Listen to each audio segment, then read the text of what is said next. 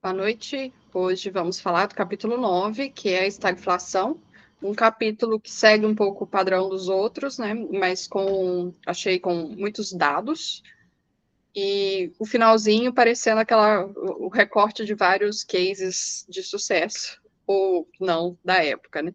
Então, um capítulo que envolve tanto dados da época de questões econômicas de inflação, desemprego, produtividade, como esses casos empíricos de empresas. Então, achei um capítulo legal, mantém o nível dos outros.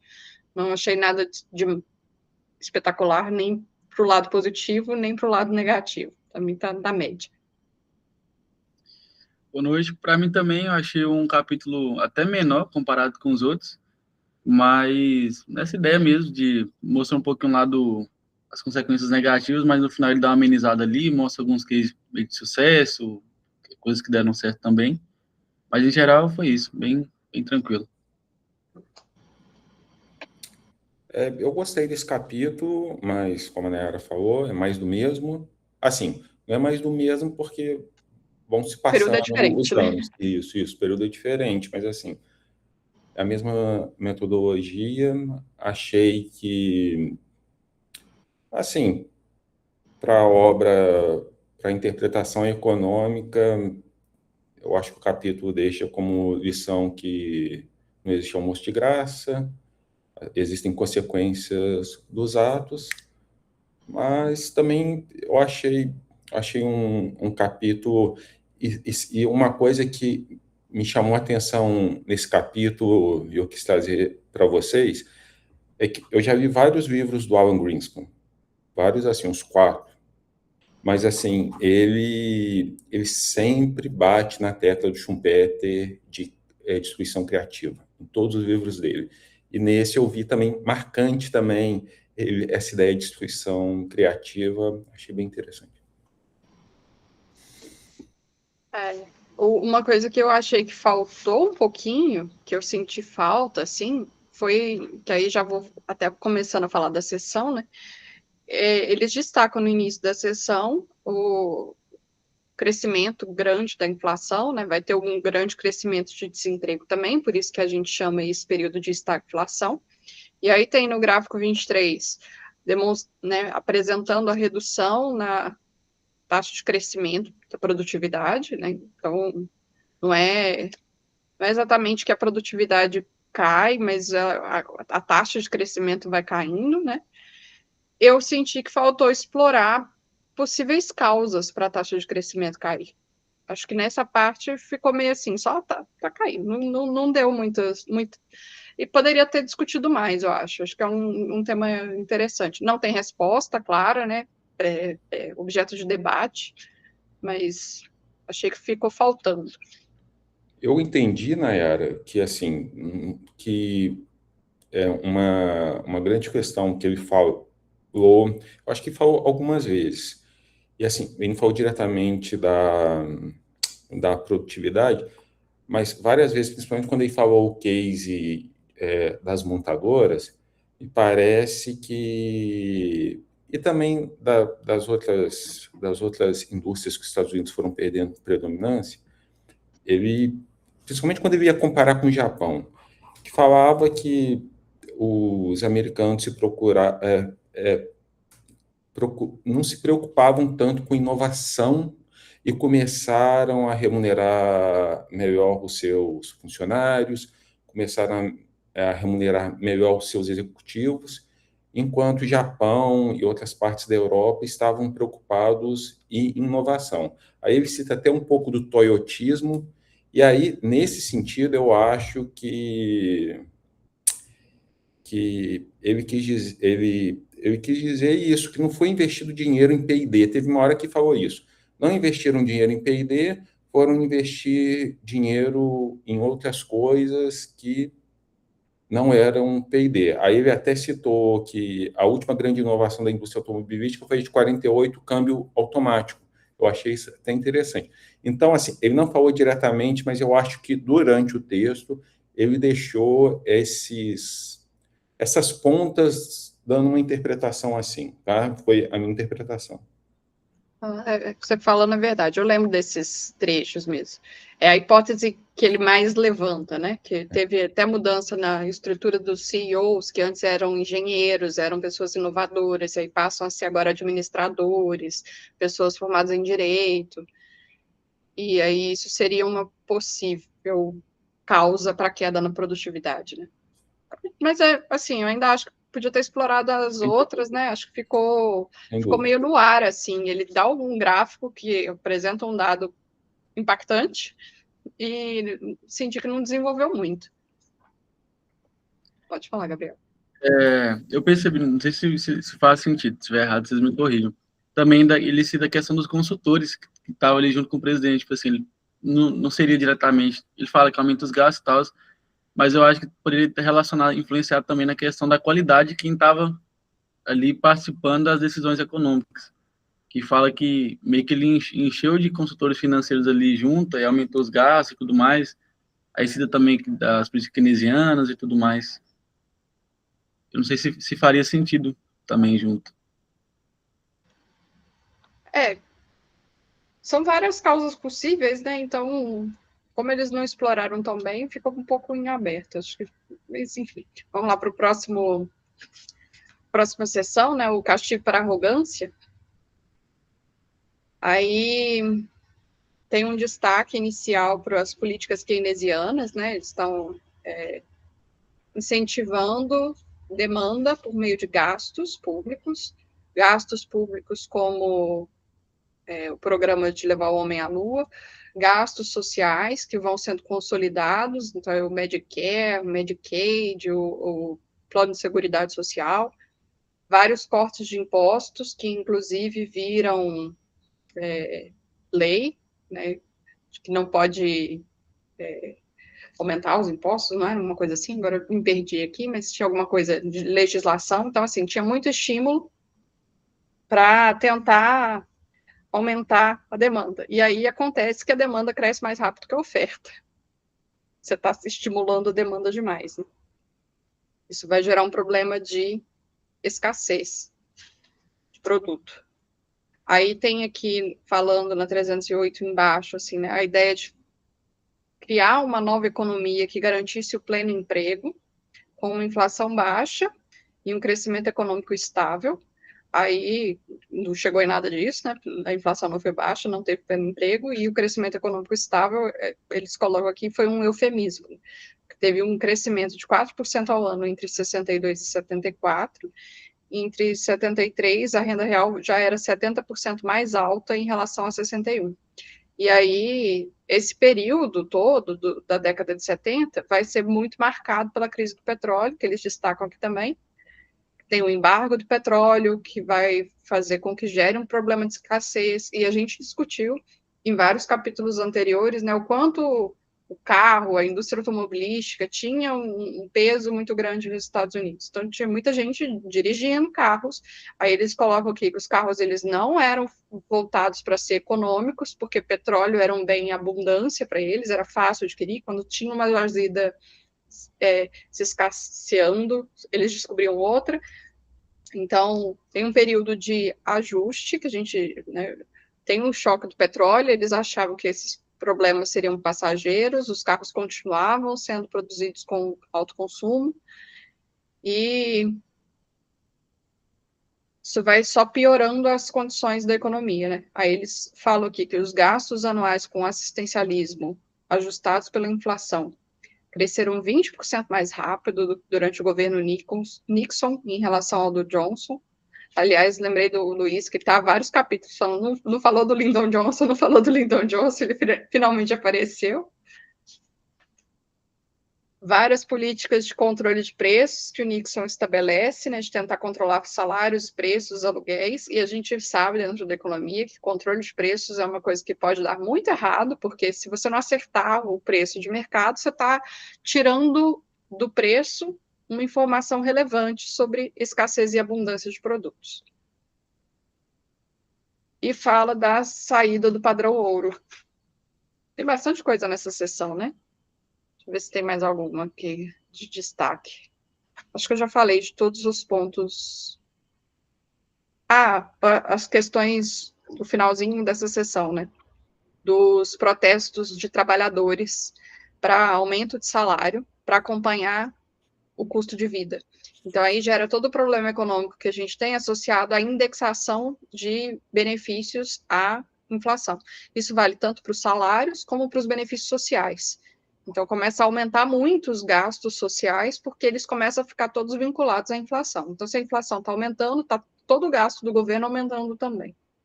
Esses foram os pontos principais dessa sessão. Agora, abro para vocês. Bom, eu vou... Pode falar, Gabriel, pode falar. Além disso, eu coloquei mais 2 pontos, que foi basicamente a questão do governo também, ele está financiando a questão do ativismo. Ele fala aqui que o governo começou a ter mais gasto e tudo mais. E eu marquei também a questão da pressão contra no caso lá, o Federal Reserve, dele querer impor taxas e juros, e às vezes o banco quer manter ele, aquela questão que a gente vê muito na economia, e às vezes aquele jogo de cintura ali do banco querer ser mais seguro ali, cauteloso, e o presidente está ali pressionando, querendo juros baixos e tudo mais na economia. Eu coloquei só esses 2 pontos, além do que a professora já comentou. Eu queria destacar duas coisas interessantes. Como que, às vezes, as políticas, às vezes, não estão tão associadas à intenção dos seus expositores, tá? O Kennedy, que morreu em 63, era um democrata, teoricamente colocou muitos keynesianos no seu governo e foi um cara bem liberal na economia. Ele até chama atenção disso. E o vice dele também era democrata, aí começou a gastar como se não houvesse amanhã. E o Nixon, que se elegeu fazendo um discurso anti-keynesiano, foi um dos mais keynesianos dos presidentes dos Estados Unidos, que era um republicano. Então, assim, é muito interessante nos Estados Unidos, porque, às vezes, né, estou falando de choque de petróleo, agora está tendo um choque de petróleo também, mas como que os governantes, por exemplo, essa confusão que hoje em dia nós temos de liberais ou não liberais, que durante o texto ele até discorre, liberal nos Estados Unidos, é sempre importante falar, é esquerdista, é intervenção, né, estou falando no sentido econômico, é diferente de liberal no sentido inglês, por exemplo. E então, como que as políticas econômicas não estão associadas à campanha ou que se esperam dos governantes, tá? Um outro ponto que aí é um pouco de discordância que eu gostaria de falar, o Nixon foi um presidente que gastou muito, tá? Mas grande parte dos gastos sociais que aumentaram do Nixon vieram de assinaturas do presidente anterior. E aí é importante, eles não enfatizam isso, mas é importante saber que toda vez que você começa a fazer certas seguridades sociais, ano mais ano vão mais pessoas entrando nessa seguridade social. E o Nixon, inclusive, ampliou isso, mas é importante ressaltar esse ponto. E voltando ao Lyndon Johnson, a coisa interessante que até o Gabriel chamou da pressão nos presidentes do Banco Central, o Lyndon Johnson era tipo um Trump da vida. E essa questão que ele chamou o cara na fazenda dele e queria dar uma porrada no cara, no presidente do Banco Central, isso é verdade. Tá? O Lyndon Johnson era muito grande, talvez o Lyndon Johnson tinha 1,90 de altura. Ele chamou o cara e ser reportado em vários livros. Então, é onde a pressão por diminuição da taxa de juros chegou ao auge. Mas aí ele não falou de uma coisa que é curiosa, tá? O presidente do Banco Central na década de 70, o Arthur Burns, fez a mesma coisa com Nixon. Só que o Alan Greenspan, ele trabalhou no governo Nixon. Então, eu achei que ele fez críticas ao governo Nixon, mas teve uma passadinha de pano aqui, tá? Porque o Alan Greenspan trabalhou no governo Nixon. Tá? Então, teve uma passadinha de pano e não falou nem do Arthur Burns, etc. Enfim, que foi um grande erro de política monetária dos Estados Unidos. Eu acho interessante a sua cabeça, Luiz, para gravar todas essas coisas de presidentes e não sei o quê. Eu tive que fazer uma colinha para anotar os presidentes de ordem, quem que veio antes, quem que veio depois, porque às vezes o texto vai e volta, né? Ele não, o texto não segue a cronologia certinha. Aí, de repente, ele está falando de um presidente falando, não, pera, esse veio antes do que estava falando agora. Aí eu tenho que anotar para poder ficar vigiando. Eu não guardo isso tudo, não. Mal os brasileiros recentes. Mas eu acho que é muito mais do tipo de leitura que eu faço, entendeu? Assim, eu leio muitos livros voltados para a conjuntura e leio muito jornal. Então, está sempre remetendo, então acho que fica mais fácil associar. O aprendizado por repetição, né? Você está sempre repetindo. Por fontes distintas, mas sempre repetindo isso mesmo. Uhum. Que é o melhor aprendizado que tem mesmo. Bom, na próxima sessão, declínio e queda. Eles começam na página 316, né, destacando a perda da proeminência das empresas americanas no mercado global. Então, vai destacando que os outros países começam a se recuperar das guerras, começam a ter grandes empresas capazes de competir com as americanas. Então, a americana vai perdendo espaço. Cita, por exemplo, o caso dos veículos, né, de novo, pelo gráfico 25, os veículos americanos. E aqui eu marquei um dado interessante que eu ia pesquisar uma coisa e acabei esquecendo, mas na 317 está falando assim, nos anos 50 e 60, mais de 2,5 milhões de americanos foram mortos em acidentes de carro e vários milhões feridos. Se não me engano, esse número é maior do que o número de perdas dos americanos da guerra, da Primeira e na Segunda Guerra Mundial. Isso que eu ia verificar e esqueci. Mas eu sei que existe em algum momento esse dado. Você está certa. As mortes na Primeira e na Segunda Guerra Mundial juntas, eu acho que não chega a 1 milhão de norte-americanos. Acho que foram 500 mil na segunda, e na primeira eu acho que foi um pouco menos, né? Não chega a 1 milhão. Eu acho que era isso mesmo. Porque aí a gente vê o tanto que tem impacto, né? Mortes que são difusas, né? Elas estão espalhadas ao longo dos anos e de tempo, mas os carros na indústria americana inicialmente não tinham segurança. Assim, a gente não tinha nem cinto de segurança em carro, né? Isso foi inovação posterior. Deixa eu ver aqui.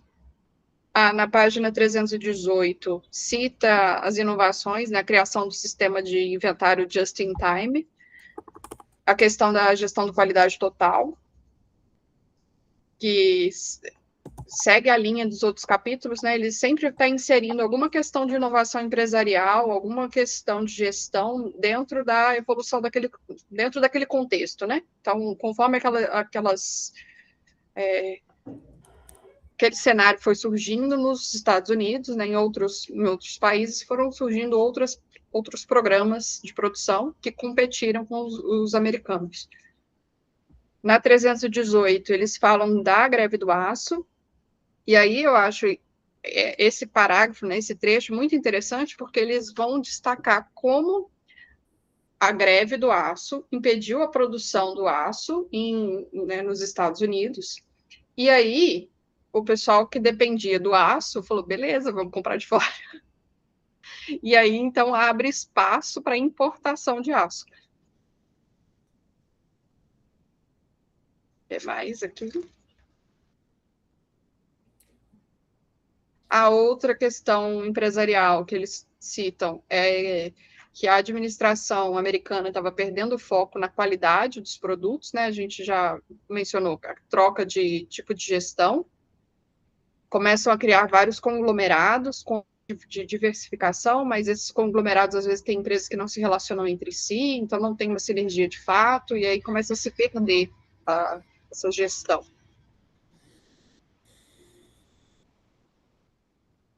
E é isso, os trechos dessa sessão.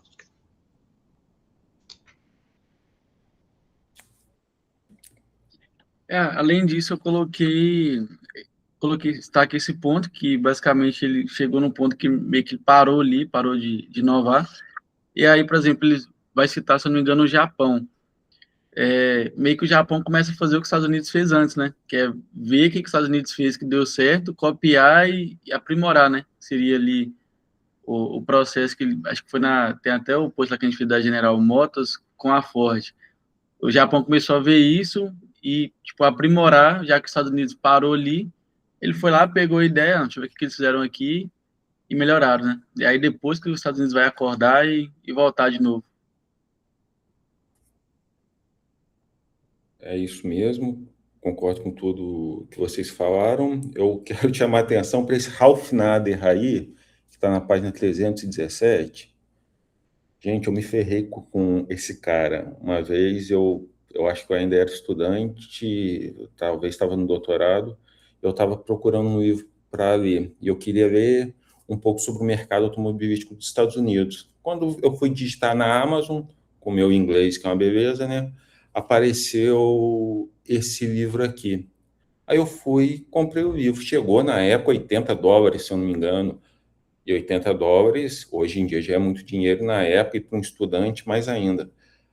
Gente, quando eu li, era um comunista danado, porque realmente ele foi um ativista, mas ele era muito esquerdista, porque as pessoas esquecem que não pode jogar o bebê para fora junto com a água suja. Deixa o bebê, joga só água suja.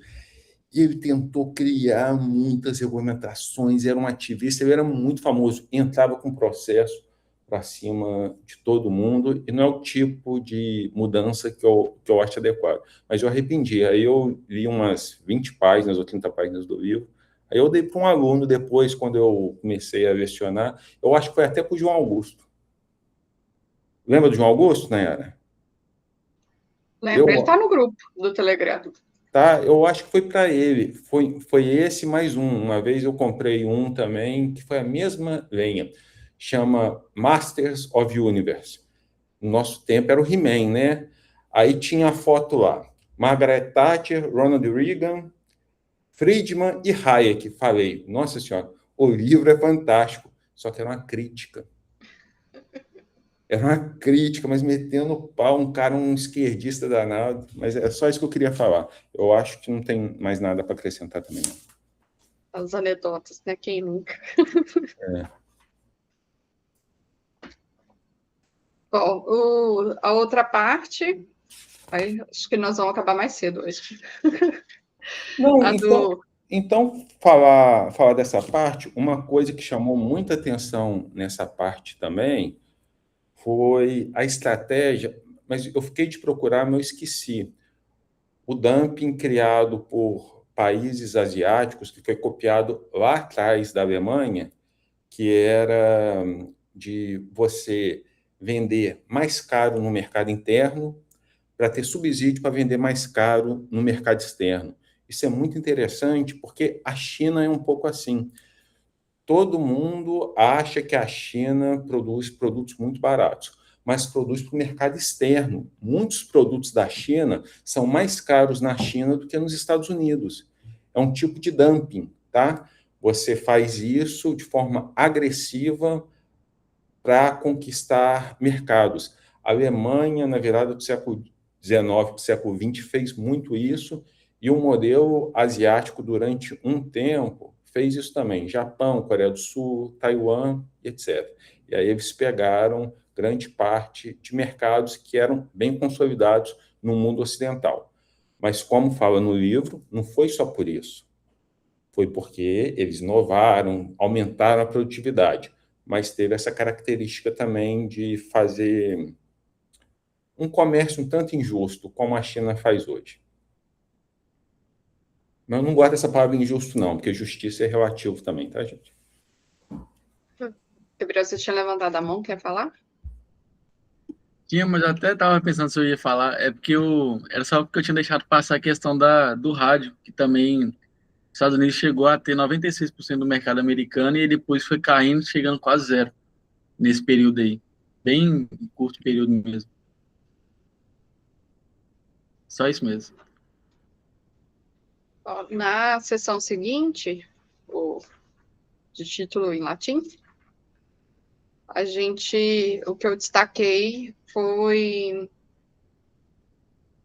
a migração, né, das pessoas para subúrbios, né, começa o processo de fuga das cidades, e aí as pessoas que vão se mantendo nos grandes centros são pessoas com maior necessidade de assistência e começa a desenvolver criminalidade maior nos grandes centros. O fenômeno acho que era o principal dessa sessão, né, e aí eles citam, lembrei do Luiz também, né, porque citam um filme.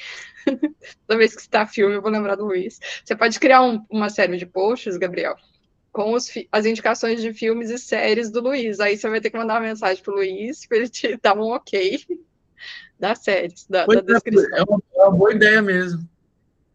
Que ele dá uma dica em todo episódio. Todo encontro ele dá um. Aqui tá falando do Taxi Driver. E aí, falando aqui que em 82 a taxa de desemprego de Detroit alcançou 25%, a mesma taxa que em 33. É uma quantidade muito grande, né, de pessoas desempregadas, um quarto da população. Um terço dos habitantes viviam de benefícios de previdência social, cerca de 6.800 firmas locais tinham falido só nos últimos 2 anos. Oi. Esse é o que eu destaquei. Eu, então, aproveitar e indicar 2 filmes destes períodos, mas tem que tomar muito cuidado. Quando falam de presidente dos Estados Unidos, os filmes hollywoodianos são muito viesados, então você tem que... Não é viesado, eu não estou fazendo uma crítica, e eu acho que todo cinema tem que ter liberdade. Mas, assim, a predileção que eles têm pelo Partido Democrata é assim, 80%, 90% dos atores votam em democratas. Então, isso é normal. E os filmes não deixam de ser bons por causa disso, tá? Mas tem um do Lyndon Johnson muito bom na HBO que chama All the Way. Eu não sei qual que é a tradução em português. Eu estou procurando aqui, mas eu só achei ele em inglês. É da HBO do Lyndon Johnson. É um baita de um filme. Eu acho que, inclusive, conta a história do presidente do Banco Central, que o Lyndon Johnson quis dar uma pancada nele. E sobre Detroit, o abandono de Detroit, tem um com Robert De Niro. Taxi Driver eu não gosto muito, não. E é com Robert De Niro também, mas eu não gosto muito, não. Mas tem um que chama O Último Suspeito, sobre esse abandono industrial de Detroit. É muito interessante. O filme não fala sobre isso, ele só é ambientalizado em Detroit, mas aí você vê aquele abandono todo. É muito legal. Até o fim, Então é só isso. Aqui nessa sessão também eu não tenho muita coisa para falar também, não, tá? Não tenho muita coisa, não. Na Yara também são 2 páginas também, acho que nem tem tanta coisa para falar na sessão, né?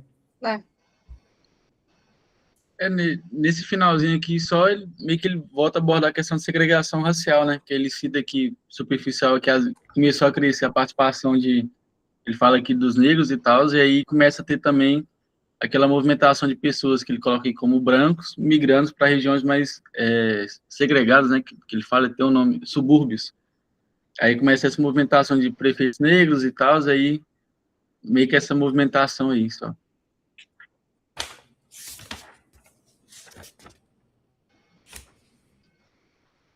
Mas eu não coloquei Eu não me lembro agora de quando que é.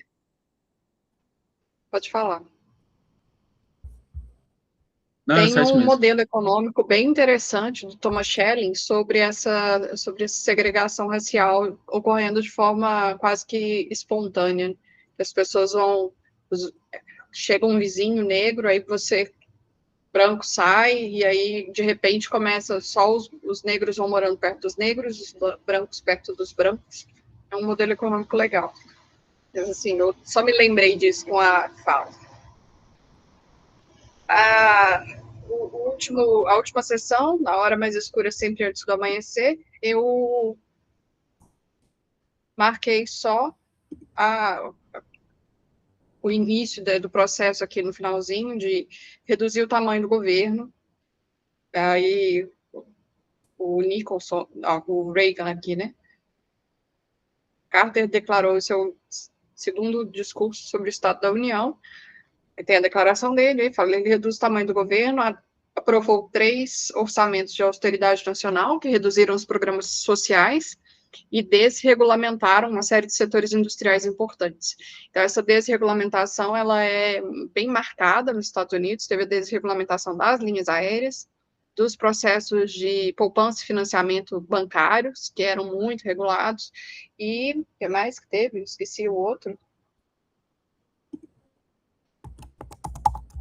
Eles colocam aqui, né, as transportadoras. E aí, mais adiante, vai falar do Paul Volcker, né, do presidente do Fed, e mais adiante vai falar, ou antes, eu acho que foi antes, cita os processos de divisão das empresas, né, de antitruste, acho que foi em sessões anteriores, da IBM, com o surgimento da Apple e a competição entre IBM e Apple, e aí começa a surgir no mercado americano também alguns casos clássicos de organização industrial, para identificar se esses conglomerados estavam virando um grande monopólio. E aí o mercado mesmo foi evoluindo de forma muito rápida, de modo que o monopólio que existia antes se tornou meio que irrelevante posteriormente, em termos de prejuízo à sociedade. Acho que é isso.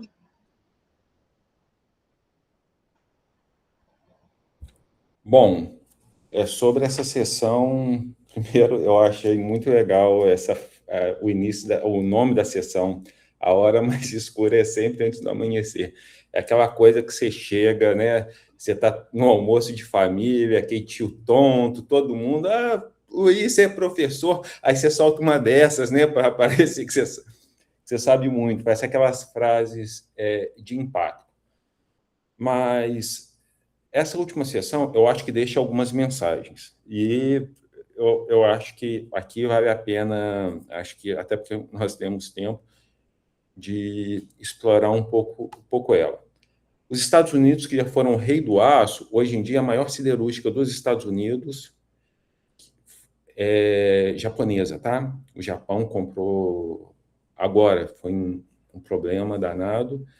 E então, os Estados Unidos hoje em dia não representam, acho que nem 8 ou 9% da indústria do aço. Então, você vê como que os Estados Unidos se modificaram. Acho que é importante destacar, ele faz uma leitura um tanto como condescendente com Jimmy Carter. Jimmy Carter foi um presidente muito, muito ruim, assim, né, o que se estuda muito, principalmente em termos econômicos. Mas o que acontece é que, geralmente, quando nós vamos olhar Estados Unidos, governo federal e legislativo, geralmente, quando você tem um presidente democrata, você tem um Congresso republicano e vice-versa. Então, os republicanos foram muito firmes com Jimmy Carter. Então, ele não fez esse ajuste fiscal tão por vontade própria. E a desregulamentação também, não estou falando que ele não fez nenhuma, mas o pé foi dado, foi pelo Ronald Reagan. Inclusive, a plataforma de campanha dele era mais nesse sentido.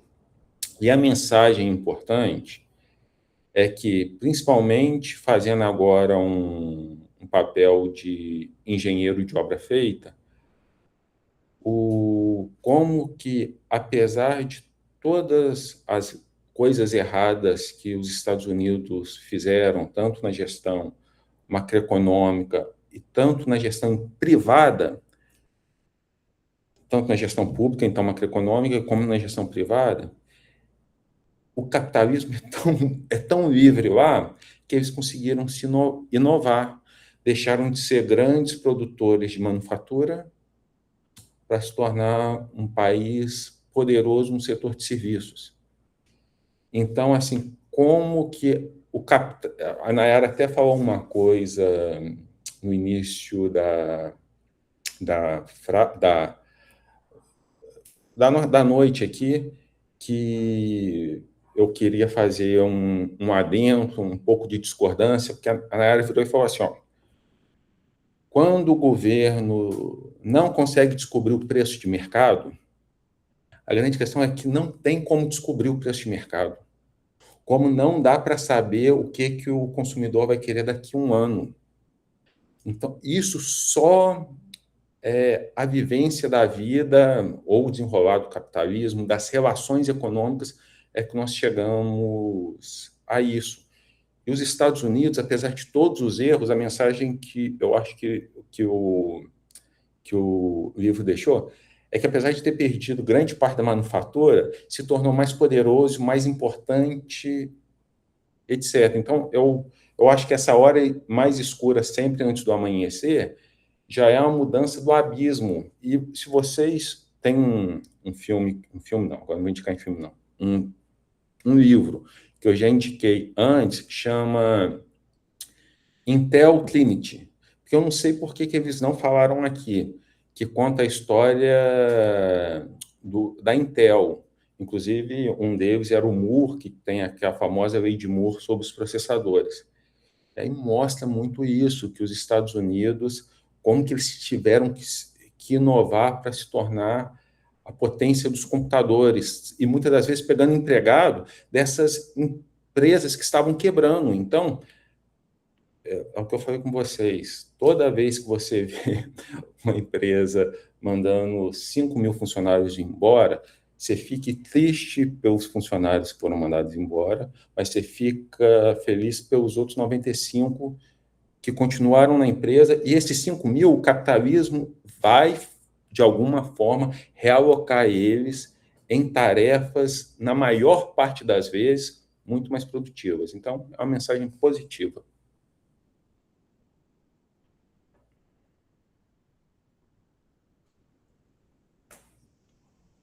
Gabriel, quer complementar alguma coisa? Não, não. Nessa parte eu não marquei nada, não. Só achei interessante que ele citou aqui do Bill Gates, desse pessoal mais novo, de inovação, mas complementar não. Achei bem interessante aí a discussão do professor. Bom, eu não tenho mais nada deste capítulo a dizer. Deixa eu até ver aqui nas minhas anotações manuscritas, mas eu acho que não. Do que eu tinha marcado, eu já falei tudo. O ponto que o Luiz falou, eu acho que é mais uma precisão, não é exatamente discordância.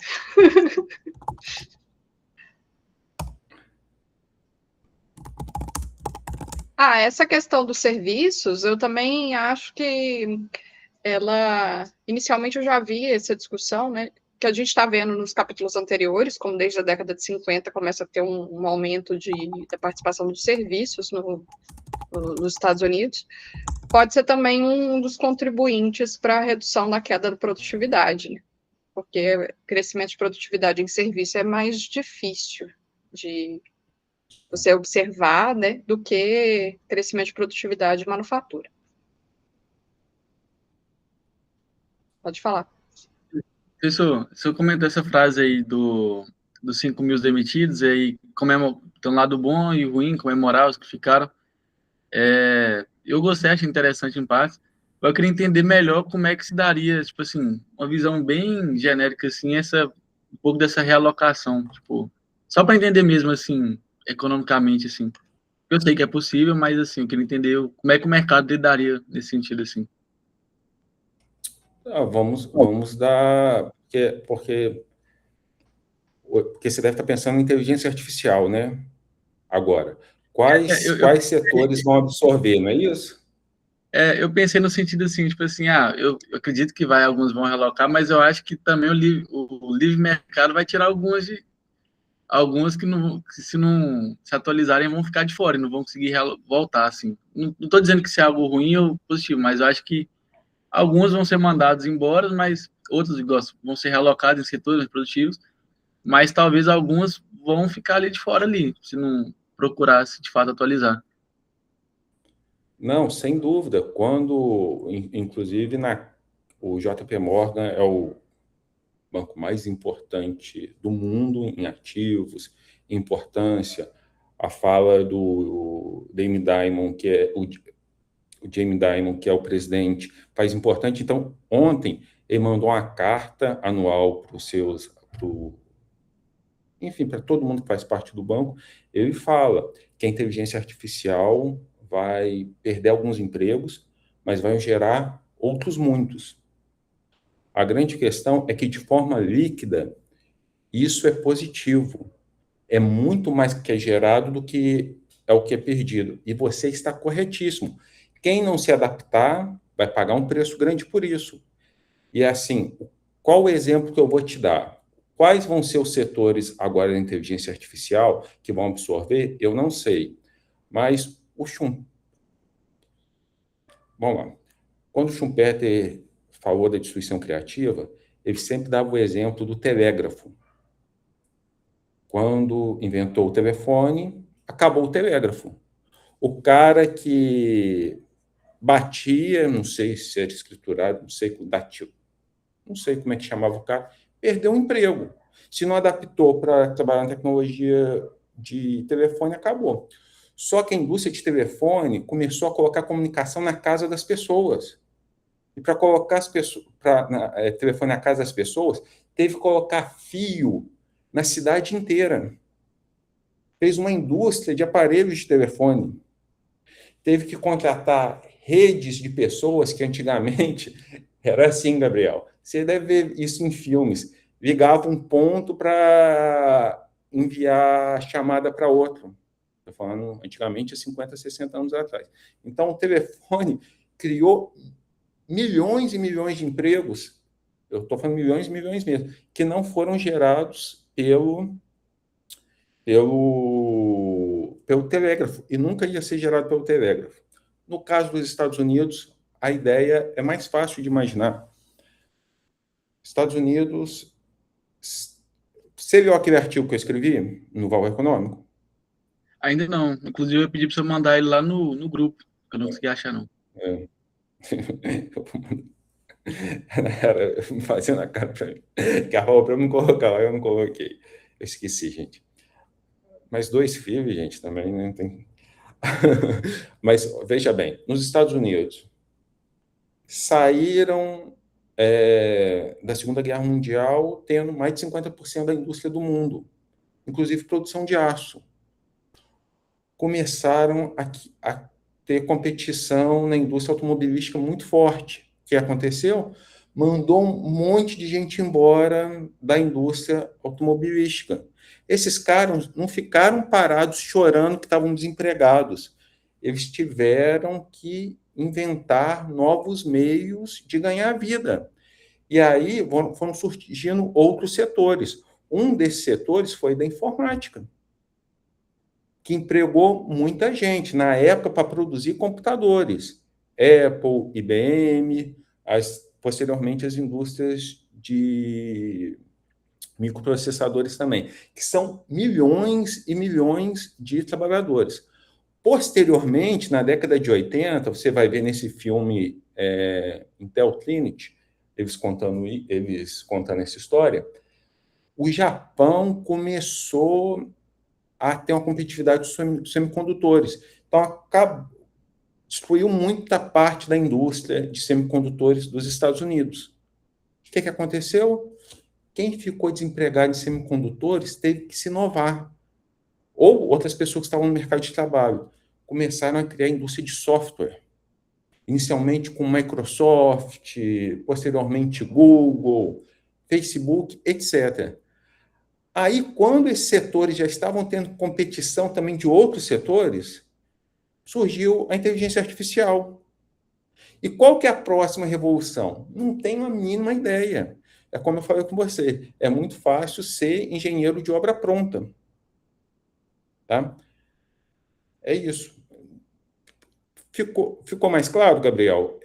E se você for pensar no agregado, hoje em dia, antigamente, você precisava de muito mais pessoas para você fazer certo produto. E agora você precisa de menos. Isso é a produtividade. E cada vez a humanidade está com a menor taxa de desemprego, e cada vez a humanidade tem trabalhado menos horas, e cada vez está consumindo mais. por causa dessa inovação. Entendi. Seria um pouco da ideia de que, por mais que, vamos supor, a empresa demitiu ali, ela fez uma realocação, mas ao mesmo tempo ela está inovando, só que esse processo de inovação acaba gerando mais emprego em outros setores, tipo, outras oportunidades em outras áreas. Entendi. E aí, ao longo do tempo... Tá. E muitos pesquisadores fazem pesquisa sobre isso, mas assim, se você tem... Antigamente, nós dividíamos a economia em 3 setores, né? Agropecuário, alguns indústria e serviços. Grande parte disso está em tudo para o setor de serviços. E o que é setor de serviços? Educação. Cada vez mais as pessoas têm acesso à educação. Saúde. Cada vez mais as pessoas têm acesso à saúde. Você pega o número de médicos, enfermeiros que se tem em porcentagem da população com o que se tinha 100 anos atrás. Quantidade de pessoas na escola do que se tinha anos atrás. Tá? Setor de lazer, a mesma coisa. Netflix foi inovação, destruiu as locadoras. Mas quanto de emprego que essa indústria de streaming hoje em dia não gera? Mas os cinemas são que estão, não vou falar que estão com os dias contados, não vai acabar o cinema, mas provavelmente cresceu numa proporção que agora não está sendo lucrativo ter cinema, e várias salas de cinema estão sendo fechadas no mundo, mas o streaming cada vez está subindo mais. E olha a quantidade de gente que e olha o que é e as pessoas são certos mitos que são bonitos de se falar, por exemplo. Os esquerdistas gostam muito disso, de exemplos fáceis para enganar as pessoas. Então, a ideia de que você vai ter uma indústria com menos funcionários, que esses funcionários vão ser mandados embora e vão ficar desempregados, essa ideia os esquerdistas usam desde o século XVIII. Desde o século XVIII, mas no século XIX o Marx consolidou isso no livro Capital. Um outro mito que se tem muito, Gabriel, é, por exemplo, de que, você já deve ter escutado muito isso, que a indústria produz cada vez produtos mais baratos e que estragam mais rápido para a gente comprar mais. E cada vez trocando mais. E uma das questões que se faz, quando você pega pessoas nostálgicas, eu sou meio nostálgico, meio velho nesse sentido, as pessoas costumam muito falar, olha só, que porcaria que são os carros de hoje. Os carros de hoje, você dá um tapa, eles já amassam. Antigamente, você tinha aqueles carros, né? Eu tive um Del Rey, gente. Uma vez me bateram no Del Rey, um Gol. O Gol estraçalhou e o Del Rey, nem o para-choque não mexeu. Mas aí a grande questão é que fizeram os carros com aço mais maleável. Para quê? Para que a colisão seja mais fraca. Entendeu? Antigamente, Gabriel, batia um carro, nesse tempo que a Nayara falou, o cara pulava, o cara voava do carro. Hoje em dia não existe mais isso, que o carro sendo mais macio, ele apazigua, é uma questão de física. Então, para toda pergunta difícil, tem sempre uma resposta fácil, elegante, muitas das vezes errada. Então, são alguns mitos. Esse segundo mito que eu te falei é para dar exemplo no primeiro. Veja, se cada vez nós estamos produzindo com menos trabalhadores, por que o mundo não está desempregado? Como que a China conseguiu colocar, sei lá, mais de 500 bilhão de pessoas para produzir para o mundo, e esse 500 bilhão de pessoas não desempregou o resto do mundo? Agora, no curto prazo, Gabriel, essa mudança não é fácil assim, não. Claro que não, porque você tem uma questão política, você tem uma questão de pressão e etc. Mas você entendeu o ponto? Entendi bem. Obrigado. Mas se não concordar, pode falar. Não, concordo. Só que é porque eu queria ter... Eu concordava, mas eu queria entender o porquê que eu concordava, assim, tipo, uma justificativa. Olha, se você tiver disposição, lembra que eu falei dos episódios do Freakonomics sobre os carros sem motorista? Acho que são 2 ou 3 episódios. Tem um debate sobre isso nos episódios, inclusive com o pessoal do sindicato de Boston, acusando a empresa, porque vai ter vários funcionários que vão ser, né, os motoristas vão perder os empregos deles. Aí cita os exemplos dos caixas automáticos no supermercado, então aqueles funcionários vão perder os empregos. São funcionários, às vezes, com menor qualificação, então com menos possibilidade de migração de um emprego para outro, né? Então, num curto prazo, isso realmente é algo problemático. Como é que essas pessoas que estão realmente perdendo emprego hoje vão ser realocadas?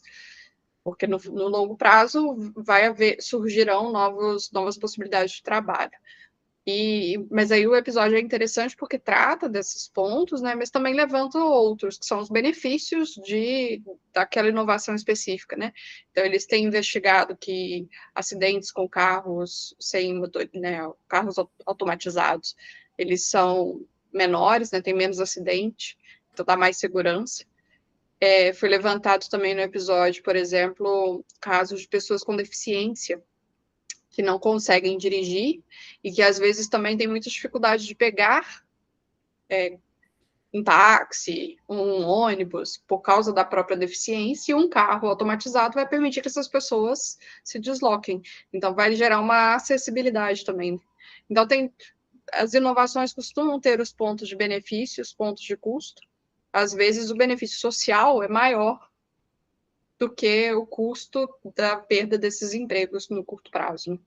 Então, assim, nada é muito trivial quando a gente fala disso, mas são os pontos a considerar. Eu acho que esses episódios são legais porque trazem os diferentes lados. E quando a Nayara falou esse ponto dos sindicatos, eu estava lendo o livro, até lembrei. Vocês viram uma parte que ele falou assim, ó, grande parte da queda da indústria de aço e automobilística nos Estados Unidos se deu por causa dos sindicatos, que faziam um oligopólio de mão de obra, né? Porque um sindicato, mais ou menos, é isso. E tinham aumentos salariais que não eram de acordo com a sua produtividade.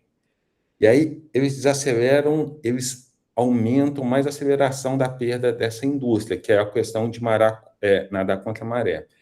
E aí eu estava lembrando, eu não sei se a Nayara lembra disso, mas antes de eu trabalhar da aula, eu era comerciante, família de comerciantes. E comerciante precisa muito de banco. E antigamente nós utilizávamos muito o setor bancário. E todo ano, Gabriel, isso acabou tem uns 15 anos, o banco entrava em greve e ficava um mês em greve. O banco entrava em greve, aí a Febraban, por exemplo, oferecia 4%, os sindicatos pediam 12%, todo ano, e fechavam em 6%, 7%. O Gabriel não deve ter vivido greve bancária. Por que não viveu? Os bancos vendo isso, o que eles fizeram? Para que eu vou ter tantos funcionários?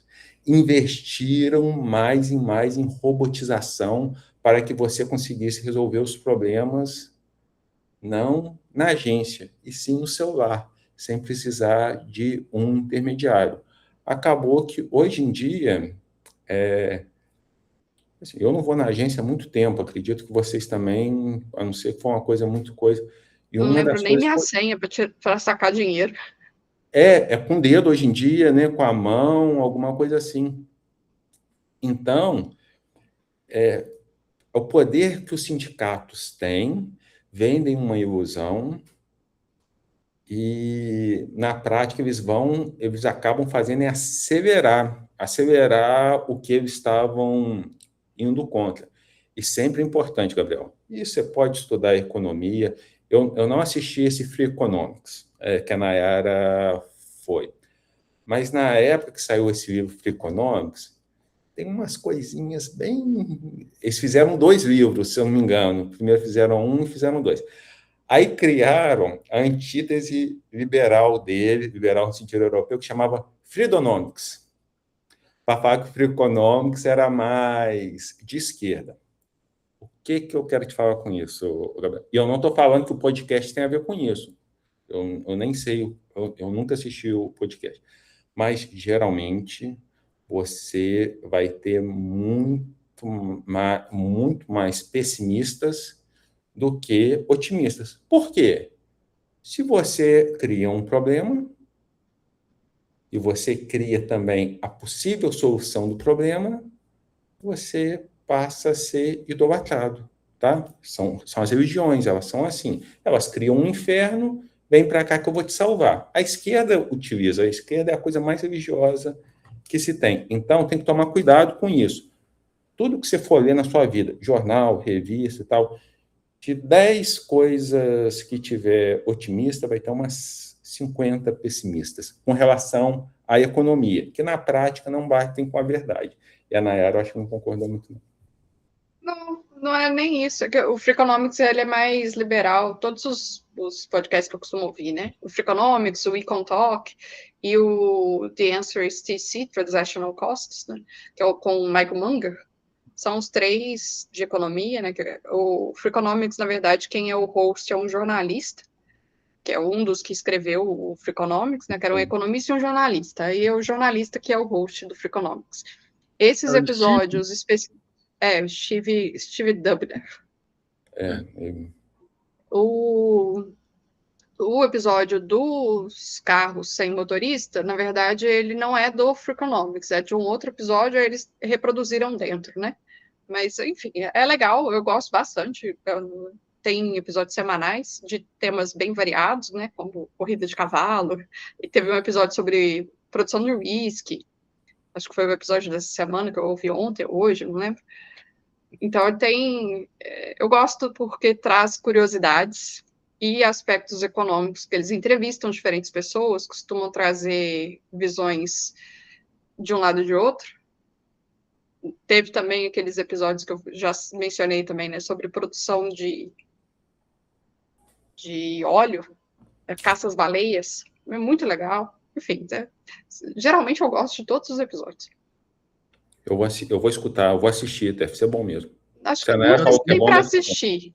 Oi? Acho que é só para ouvir. Eu não sei se tem como.